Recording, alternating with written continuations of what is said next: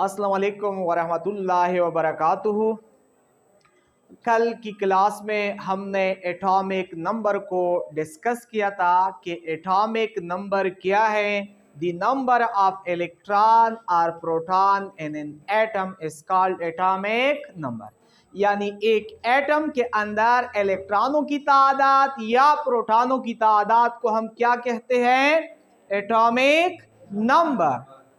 और फिर हमने कहा कि याद रखें कि एटम में हमेशा इलेक्ट्रॉन और प्रोटॉनों की तादाद इक्वल होती है, यानी the number of electron is always equal to the number of proton in an atom, so therefore atom is a neutral particle.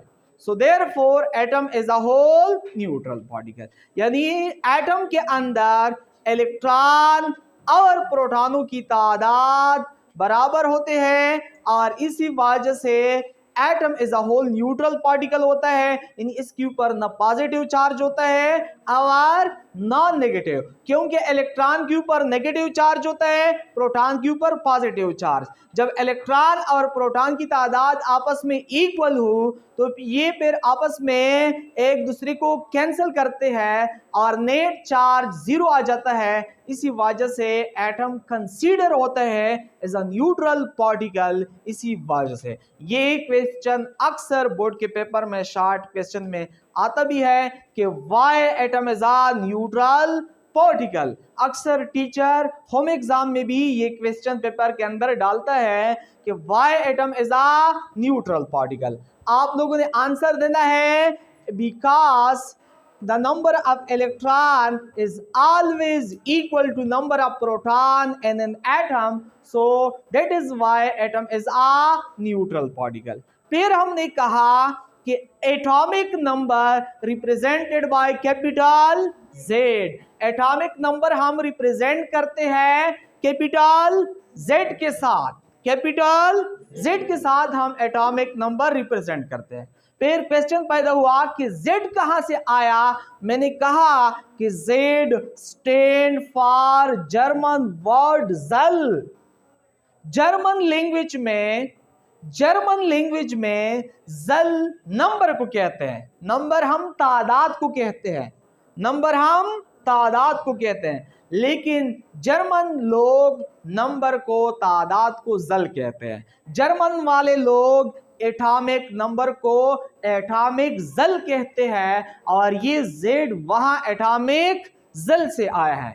ये भी एक इंपॉर्टेंट पॉइंट बताया था, क्योंकि अक्सर हम टेस्ट के वगैरह के अंदर ये MCQs भी डालते हैं कि Z stand for, A option में जर्मन वर्ड, बी ऑप्शन में ग्रीक वर्ड, सी ऑप्शन में लैटिन वर्ड। ये MCQs भी आ सकता है कि Z किस वर्ड और किस लैंग्वेज के वर्ड से आया है।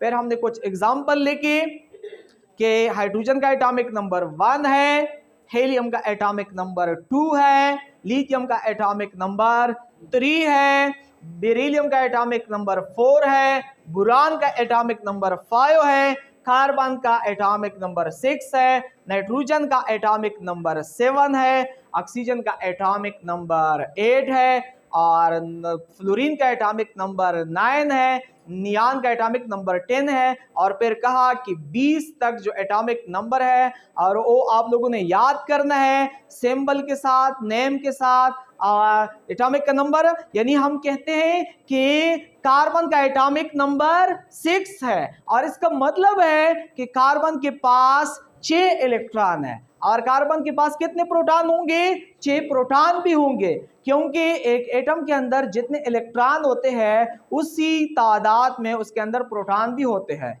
अगर हम कहें यानी हम कहते हैं कि नाइट्रोजन का एटॉमिक नंबर 7 है, इसका मतलब है कि नाइट्रोजन के पास 7 इलेक्ट्रॉन है और इसके पास 7 प्रोटॉन भी है। और आज की लेक्चर में हमने एक और टर्म को एक्सप्लेन करना है जिसका नाम है एटॉमिक मास।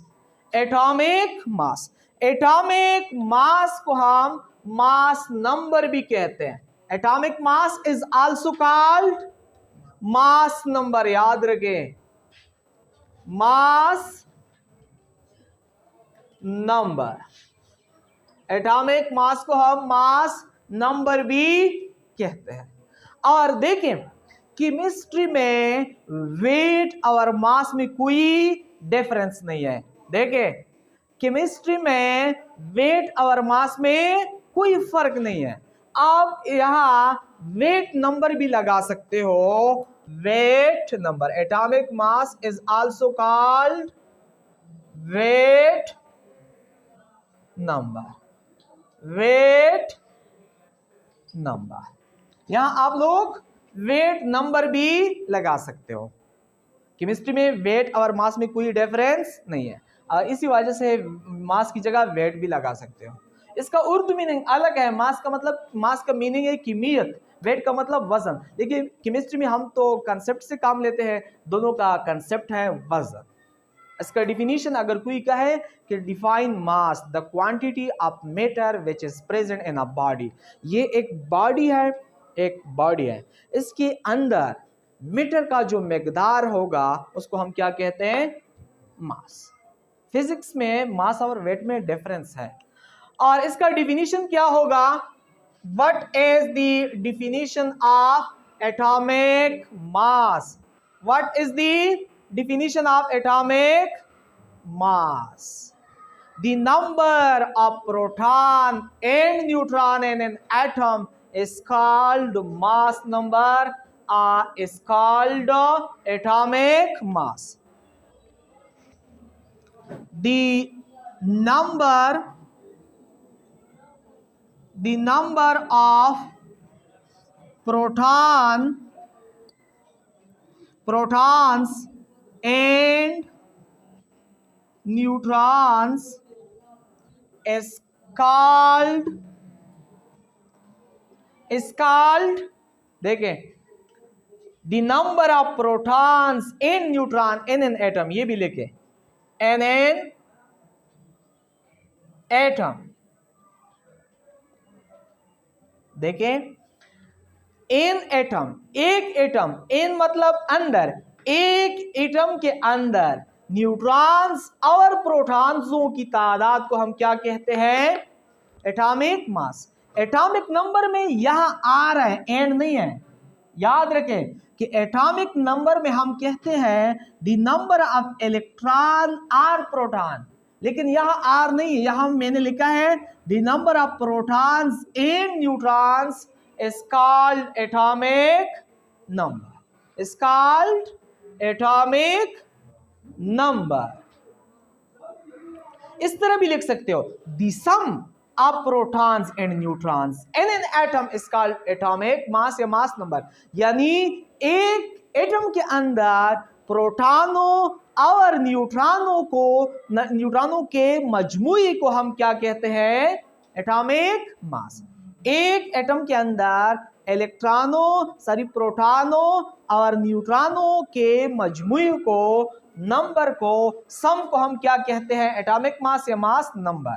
यानी यहां आप लोग सम भी लगा सकते हो, the sum of proton and neutrons in an atom is called atomic mass और मास नंबर। और दूसरी बात कि atomic mass represented by capital Z। atomic mass represented by capital A। Atomic number हम रिप्रेजेंट करते थे कैपिटल Z के साथ, और मास नंबर हम किसके साथ रिप्रेजेंट करते हैं, कैपिटल A के साथ। और ये कैपिटल A कहां से आया है, इस ए से आए, ये ए एटॉमिक मास। और तीसरी बात, एक इंतहाई इंपॉर्टेंट पॉइंट बताना जा रहा हूं कि आप लोग किस तरह एक एटम के अंदर न्यूट्रॉनों की तादाद कैलकुलेट करेंगे। यानी calculation number of neutron an atom.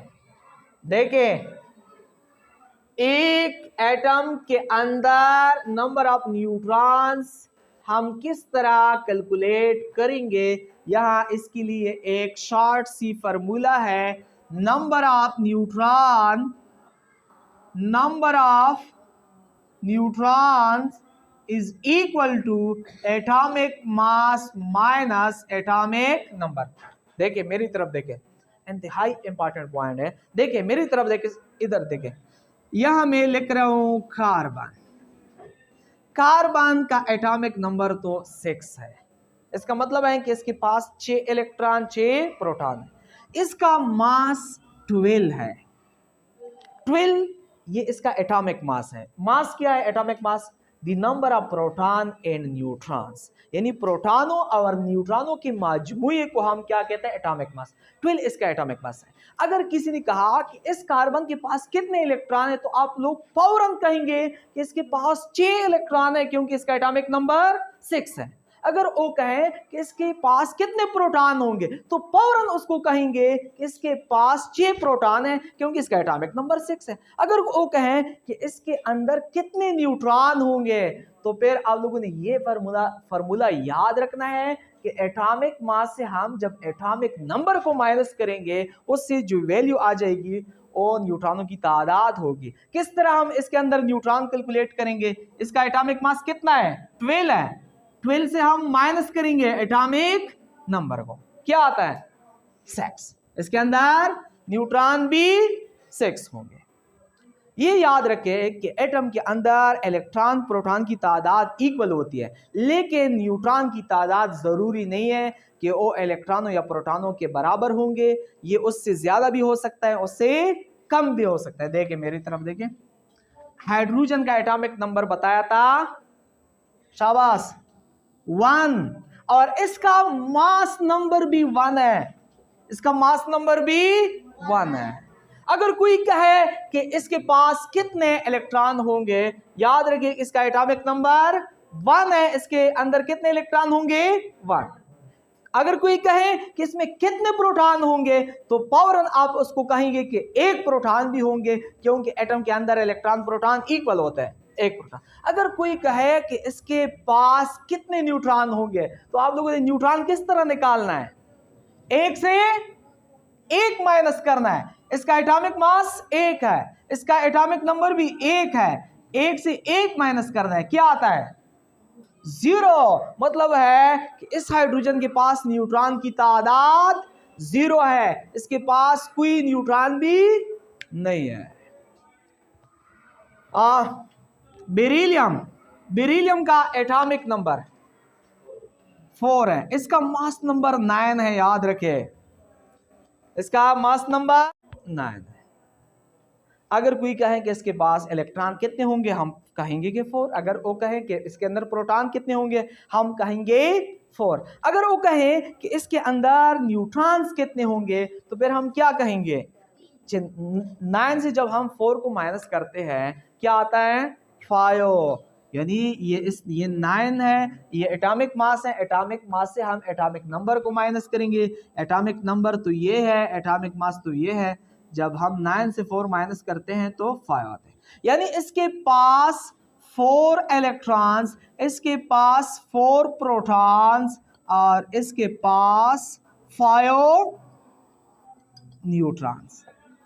इससे क्लियर हुआ कि एटम के अंदर इलेक्ट्रॉन और प्रोटॉनों की तादाद हमेशा इक्वल होंगे, लेकिन न्यूट्रॉनों की तादाद जरूरी नहीं है कि वो प्रोटॉनों और इलेक्ट्रॉनों की तादाद के बराबर होंगे। यहाँ आप लोगों ने देख लिया कि न्यूट्रॉन 0 भी हो सकता है। न्यूट्रॉनों की तादाद इलेक्ट्रॉनों प्रोटॉनों की तादाद से ग्रेटर भी हो सकता है। क्लियर हुआ? आप साफ सुथरा एग्जाम्पल में इस तरह लिखे, एग्जाम्पल